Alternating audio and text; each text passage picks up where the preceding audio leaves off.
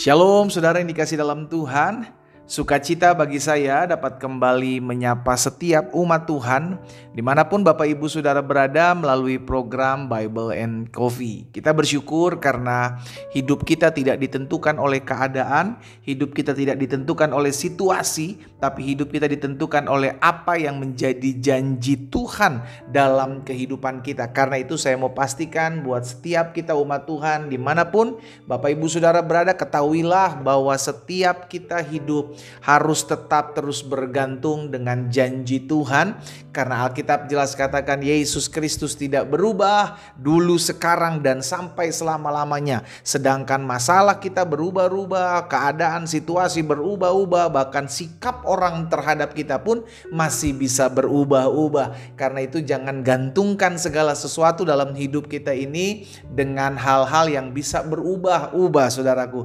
Pastikan hidup kita bergantung penuh kepada satu pribadi yang tidak pernah berubah sampai selama-lama, dan janjinya adalah ya dan amin. Dimanapun Bapak Ibu Saudara berada, melalui program Bible and Coffee ini saya kembali mengajak setiap kita untuk sama-sama merenungkan firman Tuhan. Sebab Yesus katakan hidup kita manusia tidak hanya membutuhkan roti saja, hidup manusia juga memerlukan makanan-makanan rohani, yaitu firman Tuhan.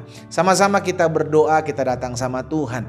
Bapak, terima kasih buat hari yang dahsyat, hari yang luar biasa, hari di mana kami mengecap kebaikan Tuhan di negeri orang-orang hidup.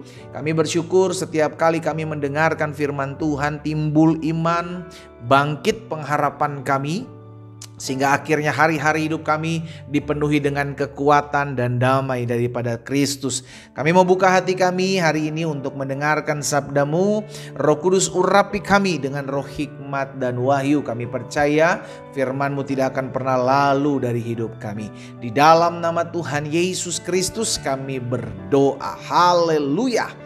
Amin, amin. Saudara dikasih dalam Tuhan, kita percaya bahwa ketika kita menerima Yesus sebagai Tuhan dan Juru Selamat, maka dapat dipastikan, bukan mudah-mudahan saudara, tapi dapat dipastikan bahwa kita sudah dimerdekakan dari dosa-dosa kita. Kita dapat dipastikan kita diampuni setiap pelanggaran-pelanggaran kita. Karena itu yang menjadi janji Tuhan dalam kehidupan kita. Nah, itu sebabnya jangan sampai kita yang sudah dimerdekakan oleh pengorbanan Kristus Yesus ini kembali memberi diri untuk dijajah oleh dosa, kembali memberi diri untuk diikat dan diperhamba oleh kelakuan-kelakuan daging, keinginan-keinginan daging kita, saudaraku. Rasul Paulus katakan kepada jemaat di Galatia dalam Galatia pasal 5 ayat yang pertama, supaya kita sungguh-sungguh merdeka, Kristus telah memerdekakan kita.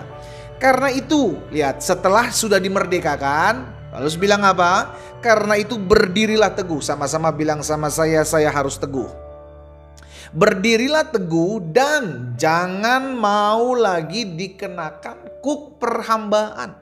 Kenapa Alkitab katakan jangan mau lagi dikenakan kuk perhambaan? Karena saudara dikasih dalam Tuhan, setiap hari kita ditawarkan dengan perhambaan-perhambaan yang pada akhirnya kita menghambakan diri kita kepada yang sesuatu yang bukan Kristus. Gitu loh. Kita bisa saja diperhamba oleh uang, kita saja bisa diperhamba oleh kedudukan, jabatan, saudaraku. Bisa saja kita diperhamba oleh hobi-hobi kita.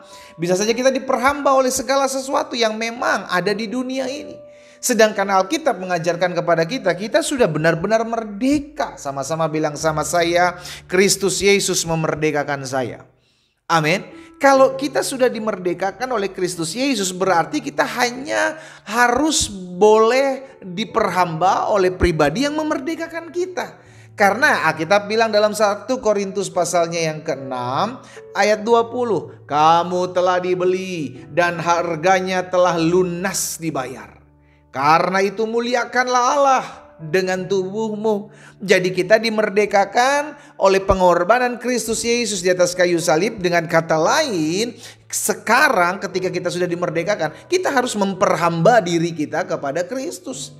Kita harus memperhamba hidup kita kepada Allah. Karena apa? Karena kita sudah dibeli dan harganya telah lunas dibayar. Bukan lagi kita memperhambakan diri kita dengan segala sesuatu yang bukan Allah gitu loh. Jangan. Karena kalau kita masih mengikatkan diri kita, memperhambakan diri kita dengan hobi kita, dengan keinginan-keinginan daging kita. Apa sih diperhamba, saudaraku? Nggak bisa melepaskan diri kita dari ikatannya gitu loh. Itu memperhamba gitu, memperhamba diri kita. Kita nggak bisa melepaskan ikatan kita dari gadget kita, bentar-bentar gadget, ya kan, scroll, ya kan. Itu akhirnya memperhambakan diri kita. Kita tidak bisa melepaskan ikatan kita dari keinginan-keinginan daging kita. Kita nggak pernah bisa melepaskan ikatan kita dari hawa nafsu, dari amarah, dari kebiasaan-kebiasaan jelek kita. Itu kita sedang diperhamba. Dan masalahnya ada banyak dari kita bilang, oh betul, saya adalah hamba Kristus. Betul, saya adalah anak Tuhan Yesus. Hidup saya sudah dibeli. Tapi pada kenyataannya tanpa kita sadari, kita sedang memperhambakan diri dengan siapa nih? Ayo kita cek yuk diri kita yuk. Masing-masing kita bisa menyelidiki loh saudara. Kita sedang diperhamba oleh siapa? Kita sedang diatur oleh siapa? Kalau kita yang mengatur siapa, itu berarti kita sedang memperhambakan. Kita sedang memberikan diri kita untuk mengatur seseorang. Tapi kalau kita yang diperhamba, kita yang sedang diatur gitu loh.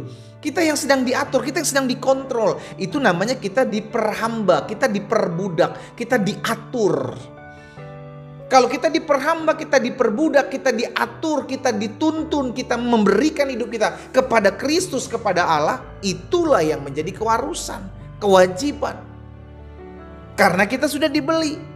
Gitu loh saudara. Ya, kita sudah dibeli. Makanya Paulus juga bilang begini, bahkan bicara tentang makanan sekalipun, Paulus bilang begini, segala sesuatu halal bagiku. Betul, dalam Kristus tidak ada lagi haram. Alkitab jelas bilang, bukan apa yang masuk tapi apa yang keluar yang menajiskan. Segala sesuatu halal bagiku, tetapi bukan semuanya berguna.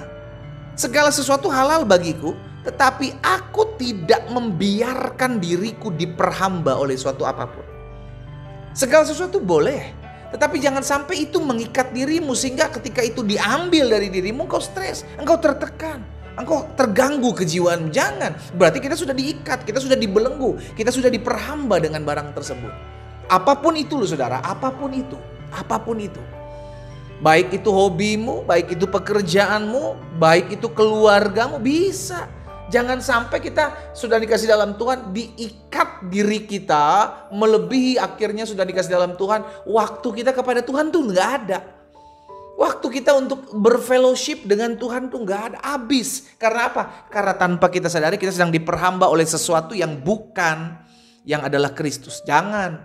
Karena hidup kita sudah dibeli loh. Kita sudah dibeli, hidup kita bukan milik kita lagi. So Paulus katakan, hidupku bukan aku lagi, melainkan Kristus yang hidup dalam aku. Jadi biarkan Kristus yang atur kita. Biarkan Kristus yang kita diperhambakan diri kita, memperhambakan diri kita kepada Kristus. Biarlah Tuhan yang atur hidup kita. Hari ini saya ajak setiap kita, sudah dikasih dalam Tuhan, setiap hari kita ingat yuk, apa sih kira-kira yang masih ikat diri kita nih? Yang masih memperhamba saya tuh apa? Kita yang tahu saudara. Segala sesuatu yang bisa mengetahui saya sedang diperhamba oleh apa, saya sedang diatur oleh siapa, itu kita yang tahu. Kalau kita masih sering merasa kita sering diatur oleh keinginan-keinginan daging kita, engkau masih diperhamba oleh keinginan-keinginan dagingmu. Tapi hari ini ketika kita mendengarkan firman Tuhan, yuk sama-sama yuk kita beralih. Kita sadar bahwa kita sudah merdeka. Tidak ada lagi yang memperhambakan kita. Kita hanya memberi diri kita kepada Kristus, kepada Yesus. Dan biarlah dia yang senantiasa mengatur kehidupan kita. Kita memberi hidup kita karena kita telah dibeli dengan darah yang mahal. Kita telah dibayar. Karena itu muliakanlah Allah dengan tubuh kita. Jangan lagi diperhamba. Kita berdoa, kita datang sama Tuhan. Bapa, Engkaulah Tuhan kami dan kami hamba-hambamu. Kami yang mendengarkan firman-Mu hari ini kami sadar, kami diingatkan bahwa kami adalah hamba-hamba Kristus. Kami adalah hamba-hamba Allah. Dan hidup kami milik Tuhan. Biarlah apa yang Tuhan pandang baik terjadi dalam hidup kami. Hari ini kami sudah mendengarkan firman-Mu. Tuhan, tolong setiap kami. Sehingga hari ini kami disadarkan, kami diingatkan bahwa kami sungguh-sungguh sudah dimerdekakan di dalam Kristus Yesus Tuhan kami. Maka tidak ada lagi yang memperbudak kami, mengikat kami, tidak ada lagi yang menghambakan kami. Tapi hari ini kami diingatkan bahwa kami milik Kristus, hidup kami kepunyaan Tuhan Yesus. Dan biarlah Tuhan Yesus saja yang menjadi Tuhan, yang menjadi Tuhan, yang menjadi Allah dalam kehidupan kami, yang memerintah kehidupan kami. Ingatkan kami bahwa kami adalah pribadi-pribadi yang sudah dibeli dengan darah yang mahal. Aku berdoa buat anak-anak Tuhan yang mendengarkan renungan singkat melalui program ini. Tuhan berkati kami. Biarlah pola pikir kami, cara pandang kami menyikapi kehidupan berubah seiring pengenalan kami dengan Tuhan Yesus melalui firman-Mu. Aku juga berdoa buat mereka yang sedang sakit. Tuhan, ucapkan berkat dalam nama Yesus. Biarlah Tuhan yang jamah kehidupan mereka, mereka yang terbaring di rumah-rumah sakit ataupun di rumah mereka masing-masing. Mereka mendengarkan firman Tuhan, Tuhan jamah. Sebab ada tertulis, disampaikan firman, disembuhkan mereka. Bahkan mereka yang sedang berbeban berat, Tuhan beri kelegaan. Tuhan mereka yang butuh pertolongan, Tuhan bukakan jalan bagi mereka. Terima kasih Bapa yang baik. Aku berdoa dan aku ucapkan berkat di dalam nama Yesus Kristus Tuhan. Aku berdoa, haleluya, amin.